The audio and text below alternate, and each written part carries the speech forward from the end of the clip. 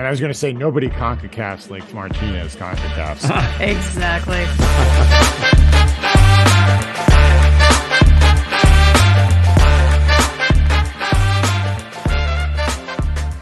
Welcome to A More Philly Union, the podcast where we swear to talk about the Philly Union, the whole Philly Union, and nothing but the Philly Union, and with as few digressions as possible. We are your hosts. I'm Noelle. I'm Paul. I'm C. And I'm Eric. So for those of you who are wondering, that was my daughter, Noelle. Good job, Noelle. She decided to stay up a little late and help us out with the intro. Not a lot for housekeeping this week. I did have a correction. I got it wrong last week. The U15s didn't lose to Austin in the final. They actually lost to FC Dallas's U15 teams in PK, which is, as a Philadelphia fan, even worse than losing to Austin. And then as far as other housekeeping stuff, we are still waiting to get word back from Apple. See the More Philly Union show up in the podcast feed there. So we're still hoping that that'll happen in the next couple of weeks. Yeah, hopefully sooner, but yeah. And that's all we've got for housekeeping. So we've got two games to talk about this week. And, they were both pretty exciting ones. Yeah. First one was Wednesday's game last week against Atlas in Guadalajara. And the Union came out. It was a very exciting game. Ended up earning a draw in Mexico and then winning in aggregate. Yeah, and that is not, that draw was a win. Yeah.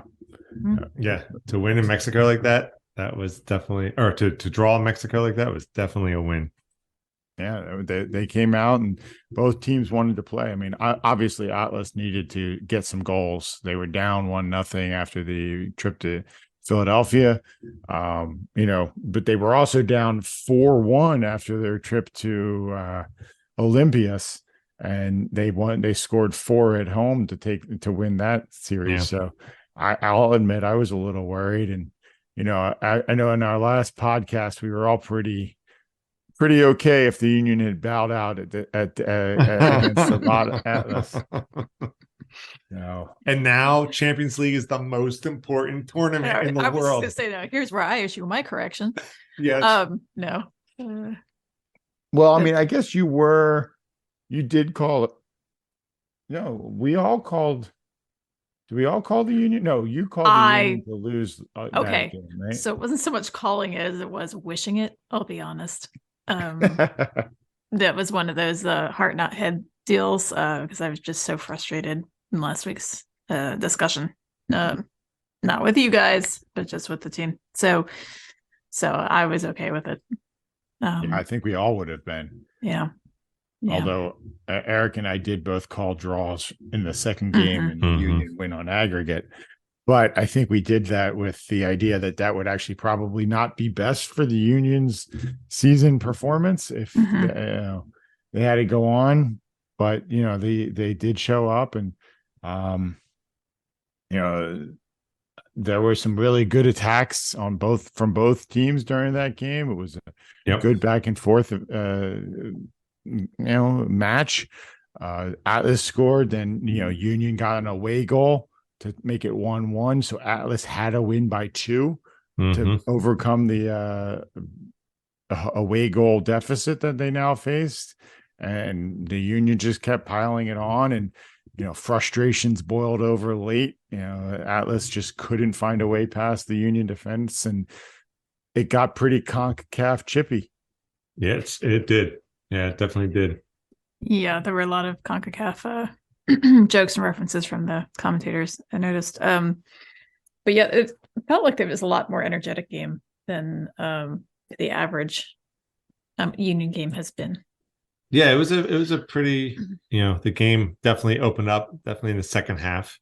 I don't want to jump ahead too much, but it was really kind of what I was kind of hoping for. It was just an open slugfest, and both teams were just going at it, and it was 2-2 draw, but it was an exciting 2-2 draw. It was just, it's like my turn. Okay, now my turn. All right, now my turn. Okay, now it's my turn. Which is boom, boom, boom.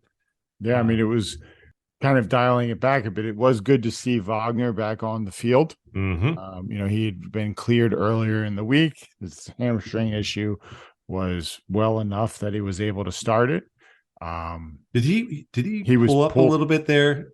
He did. Okay. At the end of the first half, he did kind of pull up, acting like something was wrong with his hamstring, and he got subbed out at halftime. That's right. And Ariel came in for him. Yeah. So, Wagner got subbed out at halftime. It was a back and forth, game. Atlas got the first goal. Curtin actually called out this guy. I'm going to mispronounce his name, and I'm sorry for that because he really was impressive. Quinones or something like that. Quinones, I think. Quinones. In the I might be 11th minute, a little more sure. Yeah, Atlas came out firing, and they looked like they wanted to make up that 1-goal deficit in a hurry. So he got that 11th minute goal, and then Carranza got a goal then in the 28th minute, which definitely added the pressure to Atlas, and you could see the physicality ramped up and the speed of play. Atlas was doing everything they could do to generate as much attacking as possible. And I remember it was an attacking opportunity for Atlas, I believe, when Wagner pulled up, like you mentioned. Yeah, I mean, I remember him. I can't remember if it was on the recovery side or when he was racing back, or if it was getting the ball back upfield, but he kind of grabbed that leg as he was playing.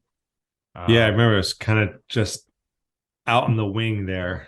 And I guess he was marking somebody because Atlas did that quick cross, and the number 9 Birch on their team tapped into the goal. And I remember he was fairly unmarked. But I remember you could see Wagner there kind of grabbing the back of his leg, his thigh. And it just, he looked very uncomfortable, and which was a little worrisome since Atlas just took a 2-1 lead there. Yeah, it's not good when you see Atlas scores and you see one of your best defenders grabbing his hamstrings. Also note the Atlas coach got a yellow card for walking out onto the field. I guess the play had stopped and the ball was not off the field. It was kind of a few feet in from the sideline, and he walked onto the field to pass it to one of the players, and a ref came out and gave him a yellow card. I wonder if that was a technical area violation or what that was. Yeah. That was foreshadowing. That's what I call it. But yeah. We'll For talk those about of that you who later. haven't heard the Chicago Fire game or watched that one, we'll get to that. We'll get there. But I mean, even though it was 2-1 at the end of the first half against Atlas, the only team to score in the second half was the Union when Carranza put away a second goal in the 78th minute. And then the wheels just fell off the bus for Atlas, and the players just decided not to play soccer anymore and just wanted to either. They were playing angry. They were playing angry. Don't play angry. Yeah. Don't play angry. Not to yet again mention Ted Lasso, but there's a recent episode, if you follow it, where the same thing happened to the team, and it was remarkably similar. Yeah. I mean, of course, much more over the top in Ted Lasso, but sure. Yeah, just immediately came to mind. Yeah. Yes, he did. Because Atlas had a pretty tough tackle on Gazdag there, and that got I got a yellow card, and then that was like about a minute or two after a couple minutes after the Union goal, and then it was a double yellow for the one Atlas player, because I guess he was mouthing off at the ref. Yeah. And Aldo Rocha. Yeah, and so He mouthed off good. Yeah, on the replay, you saw the ref like give him the yellow card, and he just kept going at him. And so he just reaches in, next yellow card, and there's your red. Yeah, he didn't even put his hand down from the first yellow card before he gave the second No, he just one. flicked his wrist. Like, okay, that's 2. And then Yeah. I mean, it was, I don't know what he said, but it was absolutely the wrong thing. And you could kind of tell I believe he was the captain for Atlas. And, I guess he just wanted to be off the field or something like that because the ref was like, fine, you can go spend some time in the locker room. Maybe he didn't want his team continue on in Champions League. I guess not. Wait a minute. I was right all along. Just for the other team. Yeah. So the Union ended up getting, doing something that's very difficult. Go down to Mexico, get a result, and advance to aggregate. And now the Union are facing off against LAFC. Boo. Yeah. Yeah. I mean, it'll be nice to get a chance to play LAFC a couple more times this year. Because they are a good team and it's good to measure yourself against a good team. But why did it have to be on a Wednesday night at 9:00? Yeah, that makes no sense. Yeah, that's next Wednesday that the Union will be facing off for their home match against LAFC, and then they'll return for the following Tuesday for a match. I think it's the 2nd of May. For the game in LA. Yeah. See, now I'm invested again. And it's a thing. And I don't want to be, because I do want this over, but I don't want it to be over to them. I just don't. Yeah. I mean, it is a good podcast host would know this already, but is Gareth Bale still there? Or did he? No, he retired. Oh, I thought he did. Retired. Okay. I was remembering retirement. I just didn't know if it had happened yet. Okay. And that tracks, right? I mean, think about his long storied career and to kind of defeat the Union in the MLS. Got to go out on top. Then got to go at out that on point, top. you've done it all. Right. Anything afterwards, now you're just right. I mean, playing for Wales in the World Cup it pales in comparison. Yeah. But where he also that was also another problem for the US. But anyway. I mean, yeah, I'm definitely more invested now in Champions League that we're going on to play LAFC because I want revenge. I want revenge. I want us to play the game I want to play the game that the final MLS Cup game should have been. And it'll be a Pyrrhic victory. I'd rather have that MLS Cup, but so I'm looking very much to this next game against LAFC. Yeah, and it'll be interesting because I'm actually trying to pull up LAFC's schedule for the next week, but the Union have a game against Toronto this weekend. Then they have LA on Wednesday, and then they're actually off that following weekend, and then they face LA on Tuesday. So they have 6 days of rest between both legs of the whatchamacallit, the Champions League Cup, Champions League. Sorry. So looking at opening Old Wounds Cup, as it's looking at LAFC, they have a game on Saturday, the 29th. So the first leg of the game of the Champions League is the 26th. Then the Union are off that weekend, but LAFC have a game against interesting on the 29th, and then they play the Union on the 25th. Interesting. Or the 2nd, of May.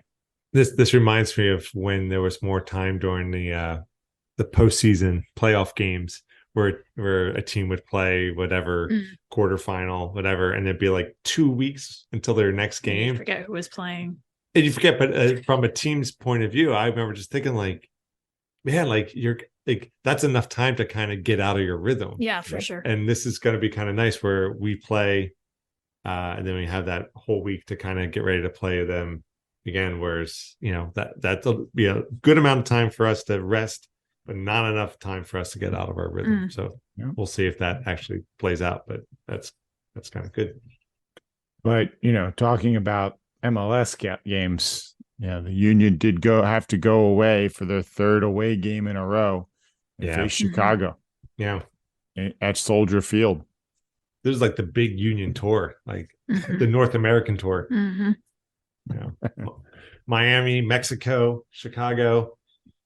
Yeah.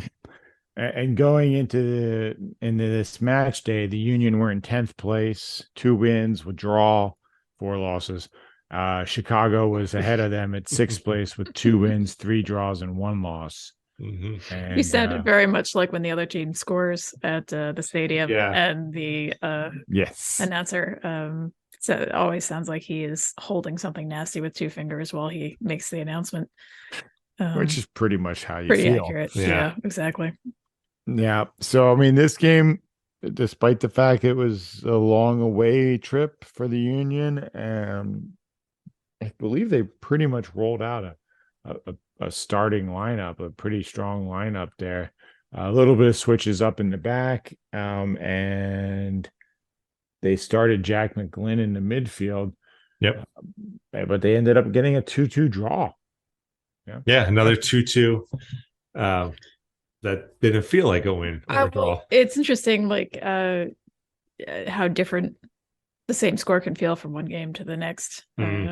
Double deuces. Yeah, it just, I mean, it didn't feel like a loss either, especially after having actually lost a number of times recently. But you know, yeah, it was an interesting juxtaposition. Yeah, just the start of this game, the word came down that in an abundance of caution, they decided to hold Wagner out of the starting lineup. Because I guess his leg was acting up. And I believe it's really there was only something 3 days later too. Yeah. So, and I think something happened with Flock as well. There was some sort of an issue with his body. Some sort of a problem. I don't remember exactly what it was, and that's why they kept him out of the starting lineup.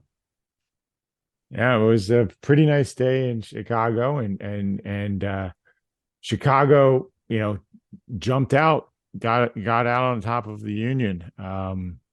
That first goal down the Union's right flank, Kamara doing what Kai Kamara does and running and taking both Elliott and Harriel's attention, and then Selassie or Haile Selassie. Haile Selassie. Yeah. Selassie, slipping in and just beating Harriel to that ball into the middle.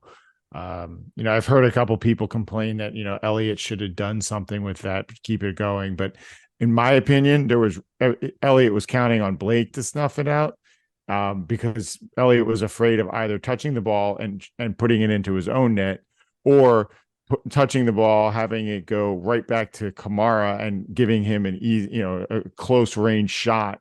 And so he figured, all right, I'll let it get, I'll make sure that Kamara doesn't play it, and then trust that Blake would get it. And Blake was counting on Elliott to get it. So a bunch of miscommunication, and then Harriel didn't pick up the final runner. It was all 3 of theirs faults. I don't think it was, just on one of them, but I certainly understood why Elliott didn't want to touch the ball. What's that saying? Defenders hate it when they're playing defense running at their own goals, because that's just a recipe to make a mistake and get an own goal. Yeah. And then to start the second half, we have that terrible ricochet off of Harriel's butt that just goes looping up over Blake's head and into the Union net.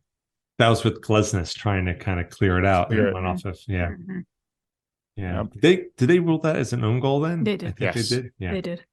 Yeah. And Lesnes looked like he was trying to make up for it for the entire rest of the game. I mean, he was going, not that he doesn't always go box to box, but he was going hard. Yeah, he was definitely trying to make up for.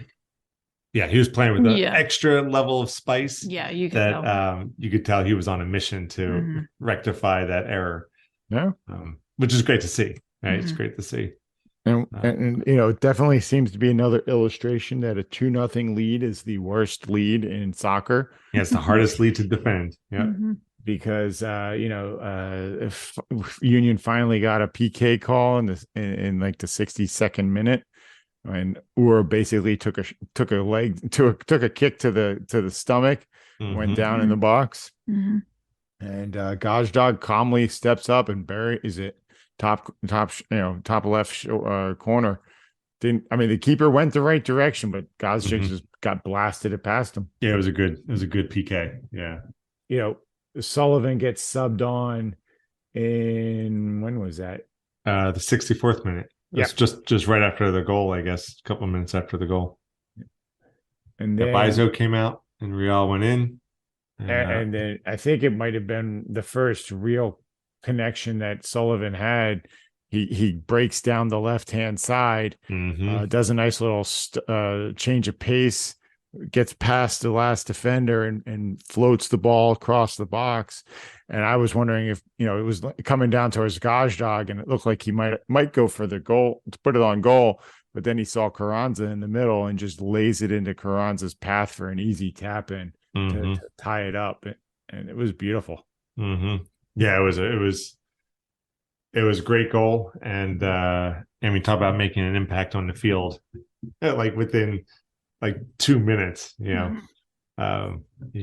was the one of the architects to that goal. Yeah.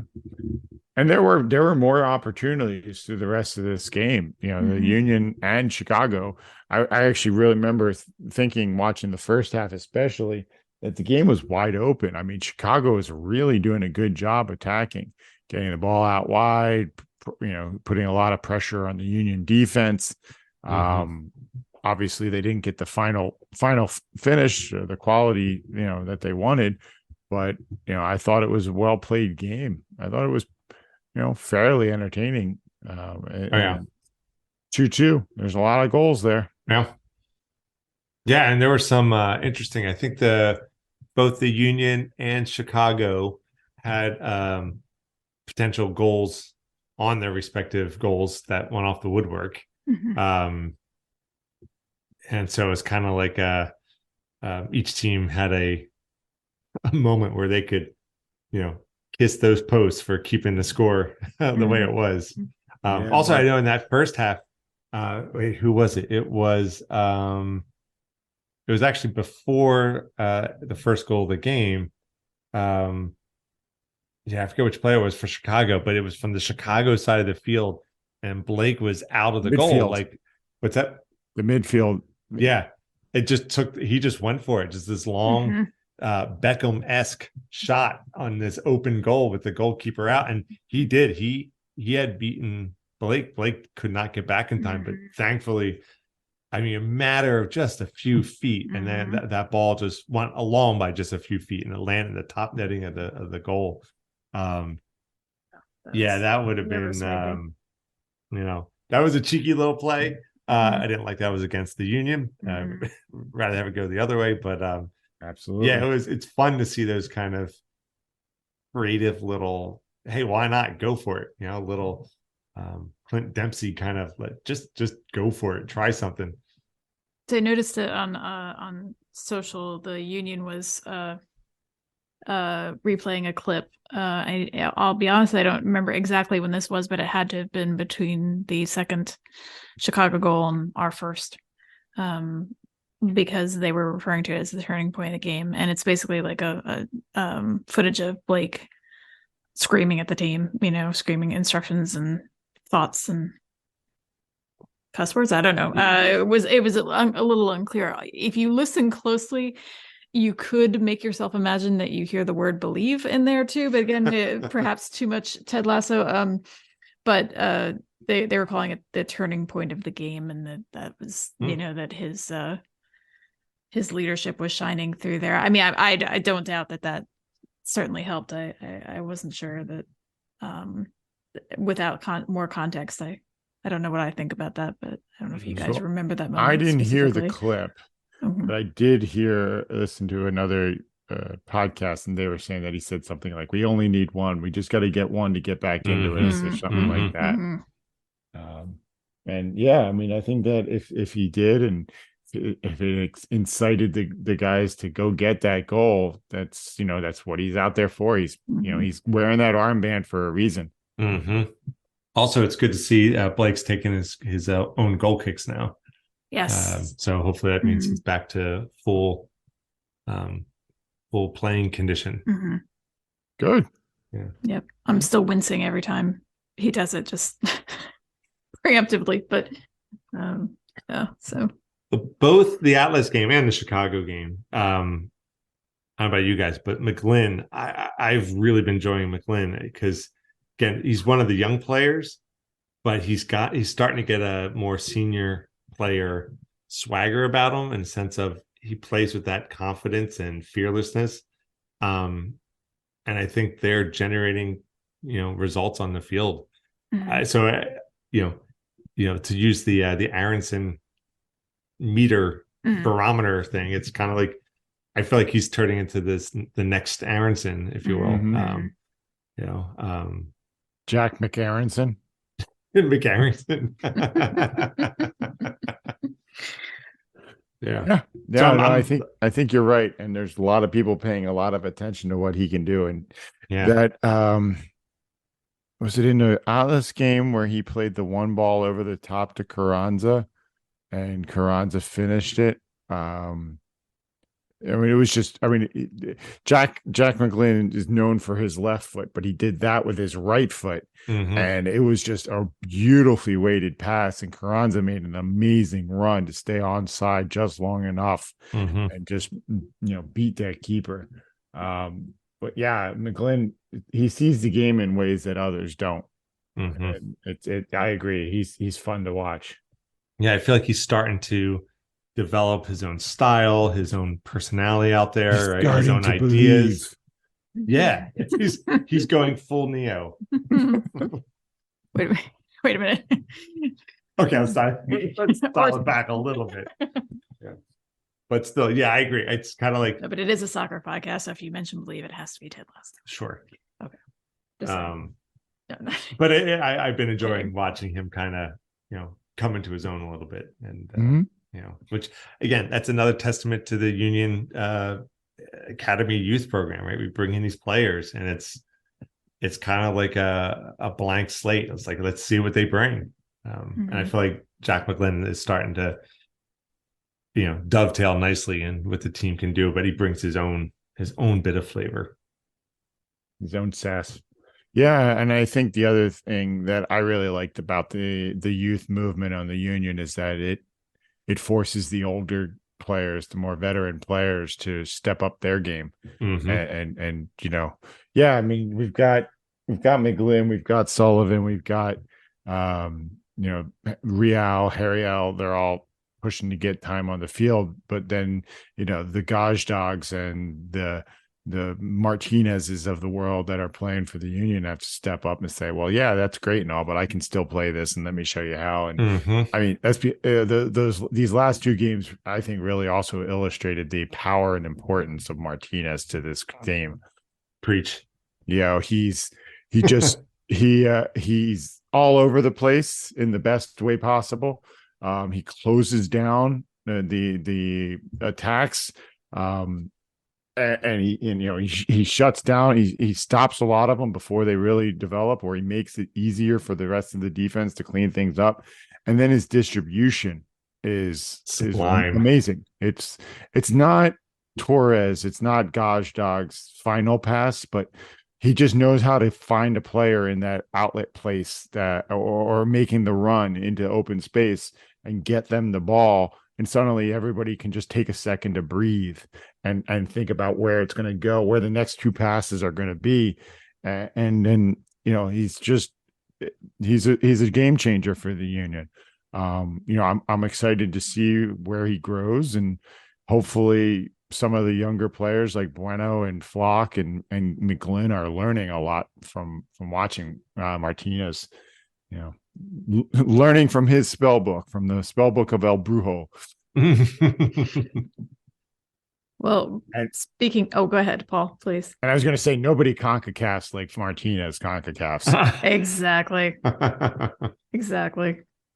And on that note, Paul, you had mentioned shortly after the game that you think we have a new rivalry brewing, I believe. Definitely looks like probably the most natural rivalry we've had between Chicago and Philly. I mean, we have a lot of rivalries that are a bit manufactured, maybe not the Red Bulls, but they've been trying to get us a rival for quite a while. They tried to make it DC, and they tried to make it NYCFC, and I mean, I know there's been previous, as I say, with Red Bulls, but this one looks like it's naturally forming. Like the players honestly don't seem to like each other, and that's surprising because the one on the Fire that seems to most dislike the Union, is Fabian Herbers. Yeah. Yes.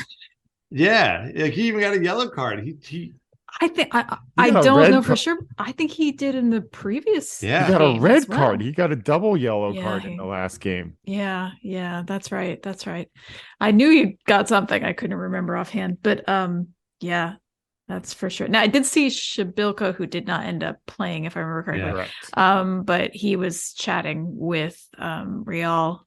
Oh yeah, that's right. Before the game, warm-ups, during warm-ups, and probably others. That's just what the camera caught.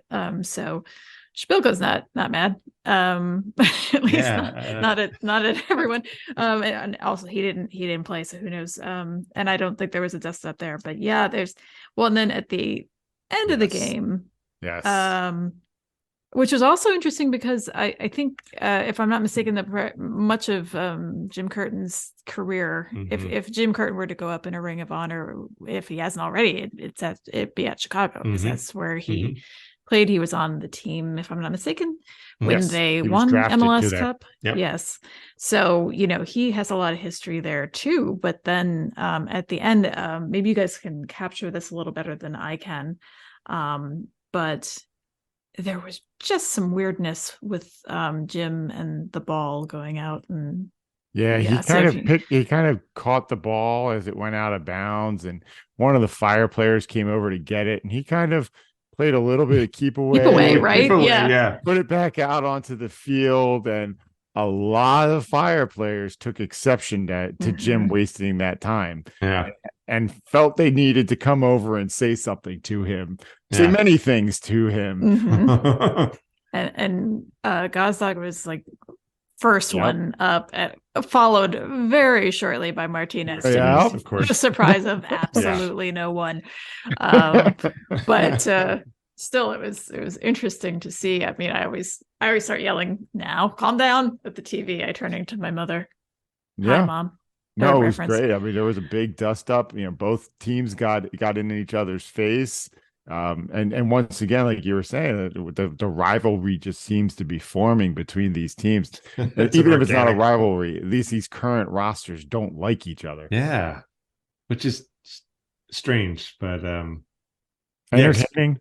Yeah, it is entertaining. It didn't, even after the final whistle. It was Jimenez came over to Curtin after the game, and that's where we had our finger in his face post-game bench clearing a little bit, because once again Martinez came right over. Apparently Glesnes came over too. Oh, nice. And if I saw Glesnes coming, I would go the other way. Exactly. Like if he doesn't have a happy face on, he's coming at you. Yeah. And then some Chicago players came over, and then more Union people came over, and it's just like, wow. Like, how do you say deadliest catch in Norwegian? No, but that was a lot. The physio was in there too, and I always lose his name, but he was Paul up Rushing. in there too. Thank you. I knew you'd know. But yeah, so that was good to see. And I kind of wonder. This is just me kind of just speculating. I wonder if Curtin has decided, all right, you know what? Somebody who needs to be a heel in the MLS, I'm going to go ahead and become the heel. I'm going to be the Jose Mourinho, the coach that everybody likes to hate for a while. But it could be just him trying to do something to get the guys back fired up to play these games. It's like, no, but we're from Philly, effing Philly. No one likes us. We don't. As long as he does that to the other team and not to our team, right? I'm okay with it. Because I don't like how Marino or treats his Yes. own players. Yeah. Whether it gets results or not, I really hate it. But yeah, no, I'm kind of okay with that. I think I've said before on here that I don't love the playing roles and all that kind of stuff. Maybe not. Maybe that's just what I'm talking about. Alexi Lawless off mic, but Yeah, it does feel like Curtin. It would be interesting if that's true. Yeah. I want to go the Mourinho route necessarily, but I do feel like Curtin is like embracing the Philly ethic a little bit more, which I'm fully on board with, because he even got the yellow card. He got a yellow card for this little keep away thing with that Chicago player. But and it's almost, I feel like Curtin's like, because how much time does he have left on his contract? He's got one more. I think this is it. This is it. So, although they're talking about him staying longer, but I guess that we'll just see what happens. Yeah, and that would be great. But I can almost see like the psychology of like, look, this is my last year, so I'm giving myself license to, let my emotions show a little bit. So yeah, I'm going to be on the sideline. I'm going to tell people what I think. I'm going to like, get in people's faces a little bit more, and maybe it's kind of like when you got, when your time is running out, you're a very dangerous man, because you have for you there is no tomorrow. There you go. Exactly. There's a little Gene Hackman whispering that in his ear. No, I loved it. I thought it was great. I hope it fires up the rest of the team, and I hope they come out swinging against Toronto and LAFC the next 2 weeks. All right, so that's pretty much the news for the games. Big things that came out of them, though, is that we're gonna have to keep watching Kai Wagner and see how his injury, his recovery goes, and I don't know exactly what happened with Flock. I don't remember hearing what they said as to why he missed the game against the Fire, but we'll have to see if that what that does for him. I mean, obviously we've got McGlynn, we've got Pereira, we've got Bueno. There are players that they can slot into Flock's position. But he brings a lot to the team, and so it'll be important to see how it goes. It's hard to replicate Flock's hustle out there. Yes. Yeah. In other news, Gajdag did make team of the week for the match for the match day. Nice. The penalty PK goal and the assist to Carranza was probably a fairly easy selection for him. Good for him. I think he earned it. I don't know who else was in the team this week, but I'm glad to see it. One other articles that I saw on Philly Union has to do with the groundbreaking of the Wisfis Bank Sportsplex down there at the stadium complex. It's part of the revitalization plan that they've got for the Chester waterfront. They're putting in some turf fields and some grass fields, and they're planning on making this available for local youth sports and stuff like that to an extent. But they're also going to be they're going to move the Union Academy down there. Right now it's at YSC in Wayne, and so they have a school there at Wayne, and they have fields and stuff like that for the academy players to practice at. And now they're going to be moving right down there into Chester with all of that. Is it going to be more centrally located now? From what I understand, it's going to be where Lot B is. Oh, really? Yeah. So, that'll be interesting. Because when I saw the plans, I was having a hard time visualizing where that was going. But okay. I'm not sure how much people that park in Lot B are going to like having to walk even farther to get into the stadium. But it does seem like they're opening up more actual Union parking lots along, like on the other side of the stadium from the water. There seems to be more parking lots going in rather than just where lots B and C are. So hopefully there's going to be more parking there, and more parking closer to the stadium. So even with this sportsplex going in, that they'll be able to accommodate everybody. But I'm excited to see what this sportsplex is going to look like, and hopefully it actually gets it gets used by the people of Chester. Absolutely. Yeah, it is exciting, the development they're doing down there between the because they a couple of years back when they put those training fields in, and there's a nice give and take in that, they'll put in a field, but then a parking lot that's like between the stadium and that main road there, gets opened up, so I think it's, they're not robbing Peter to pay Paul kind of stuff. So it's so far I like what they're doing. Yeah, it'll be interesting and exciting to see where this goes. And it would be nice if it could actually help the community. So often these projects are sold to communities as, it will revitalize, and it doesn't. Yeah. And I think I'm sure there's a lot going on behind the scenes. I don't think that we as people who go in for the games and stuff see a lot of change in the community, but we're just going in and out, so it's not really fair to say.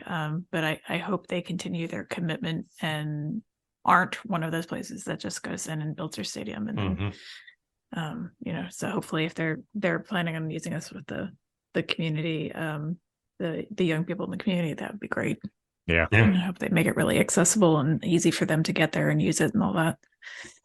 That's a good work union. Before we look towards the weekend, there was one bit, and I couldn't find the.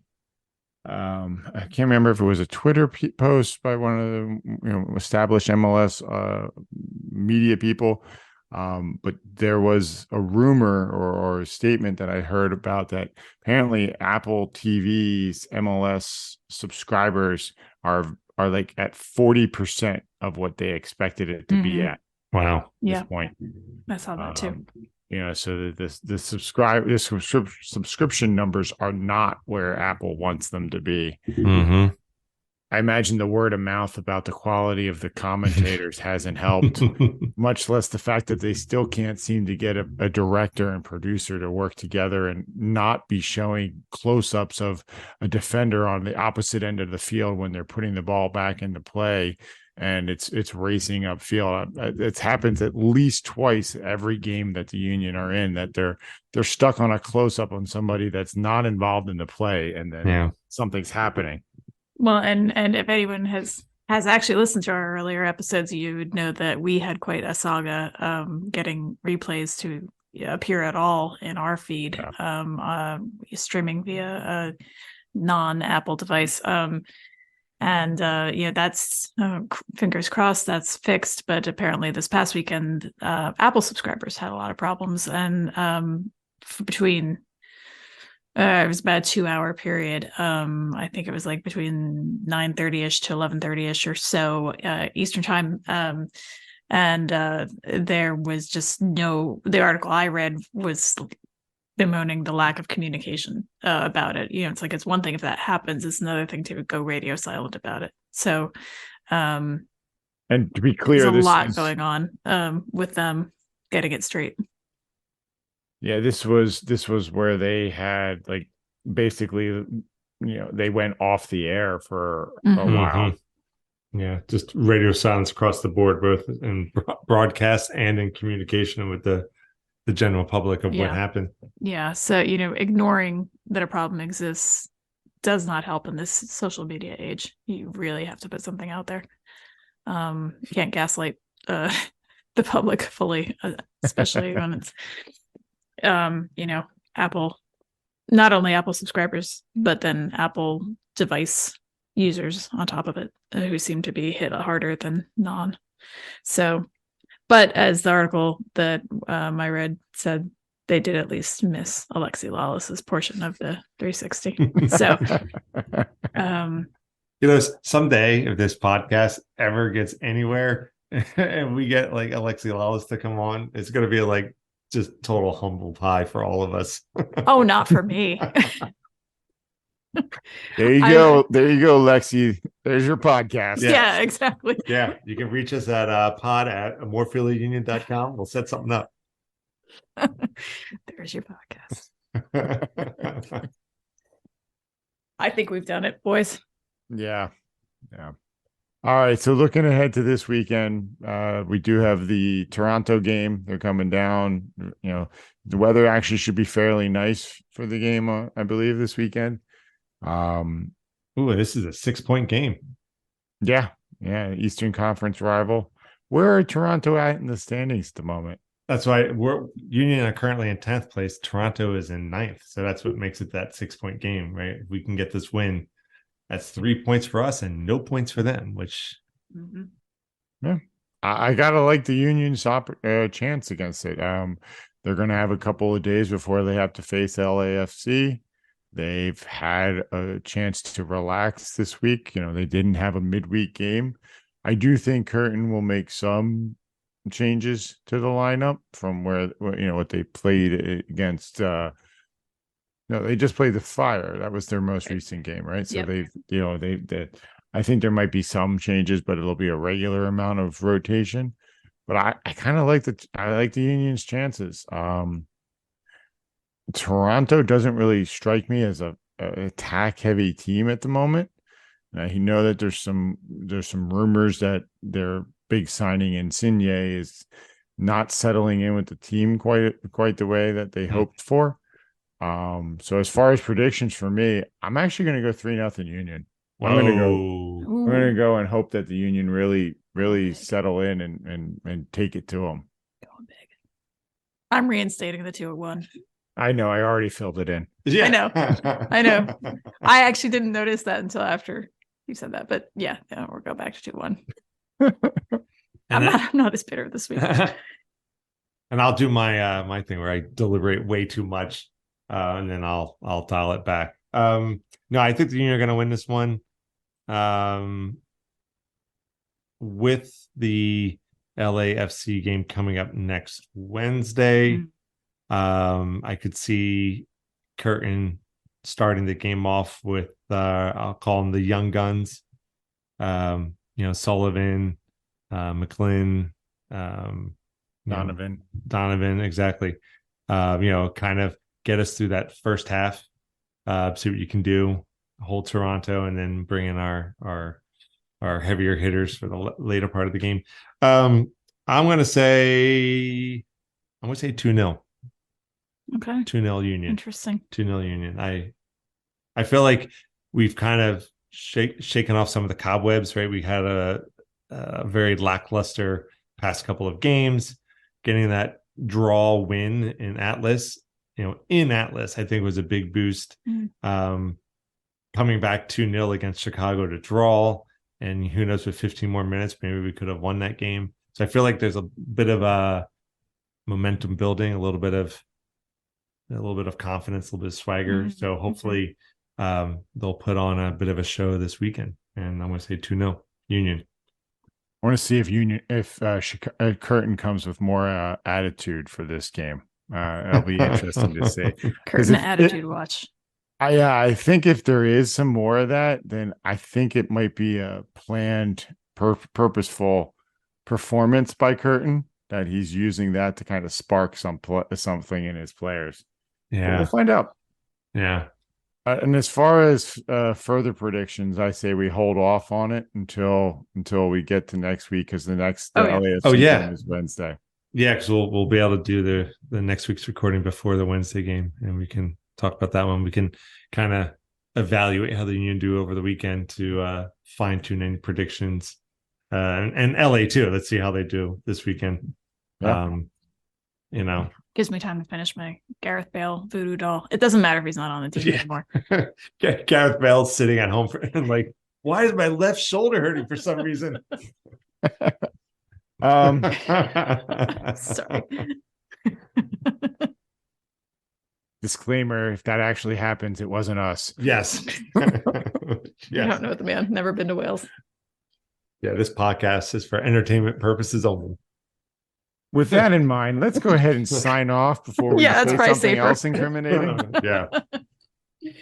For those of you who want, you can find us at amorephillyunion.com for our website. You can email us at pod@amorephillyunion.com. Or you can find us at Twitter at amorephillyu, or Instagram at amorephillyunion.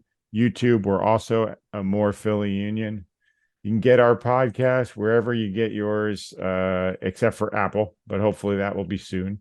And but we're at Spotify, Amazon, TuneIn, all of the other major players, Google. Yeah, and if you like what you're hearing, please subscribe, comment, send us an email. Feel free to share us with others. We're getting some numbers, but we'd love to see, love to hear from, get it out to more and hear from more of you. Mm-hmm. All right. Well, thanks everyone for tuning in for another episode of A More Philly Union. I'm one of your hosts, Paul. I'm C. And I'm Eric. Go Union.